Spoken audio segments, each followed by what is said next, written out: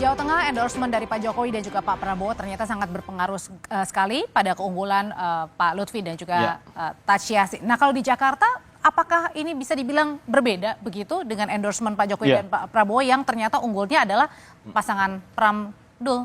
Kalau kita lihat hasil survei terakhir ya, sebelum paling tidak sebulan sebelum pemungutan suara, memang kalau kita bandingkan kekuatan pengaruh Pak Jokowi di Jawa Tengah, ini memang lebih tinggi dibandingkan Jakarta. Meskipun bukan berarti tidak ada sama sekali ya. Jadi kita punya pertanyaan, apakah Anda mempertimbangkan dukungan Pak Jokowi ketika memilih di pilkada nanti, baik di Jawa Tengah dan Jakarta. Kita tanyakan ke masing-masing responden di dua wilayah itu.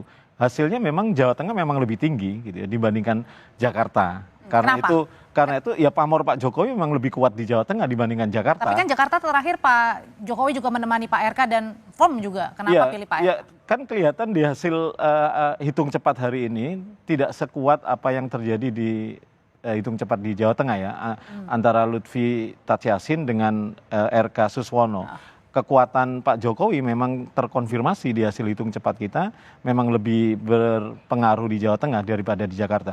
Tapi bukan berarti nggak ada sama sekali di Jakarta, karena beberapa kalau lihat effortnya ya, langkah-langkah Pak Jokowi justru lebih banyak di Jawa Tengah kan, turun ke lapangan. Terakhir juga kampanyenya di sana. Bahkan kan Pak ya? Prabowo pun di Solo ya, di rumah Pak Jokowi memberikan endorsement terhadap pasangan Lutfi Yassin. Dibandingkan di Jakarta, pertemuan Pak Jokowi relatif tidak seintensif di Jawa Tengah terhadap, bahkan Pak RK kan ke Jawa Tengah, tidak Pak Jokowinya ke Jakarta. Jadi dari situ kelihatan memang pengaruhnya Pak Jokowi sama-sama ada, tapi memang lebih kuat di Jawa Tengah. Nah, tapi ini kan masih belum tahu ya Mas, kalau sementara misalnya seperti ini hasilnya, misalnya kalau terjadi 2 putaran begitu, nah artinya apakah bisa dibilang Pak Jokowi juga akan all out, di satu sisi Pak Anies juga akan lebih all out nih? Saya pikir kalau nanti KPUD Jakarta memutuskan 2 putaran, kan sebenarnya perhatian publik, termasuk perhatian para resources politik kan ke Jakarta semua.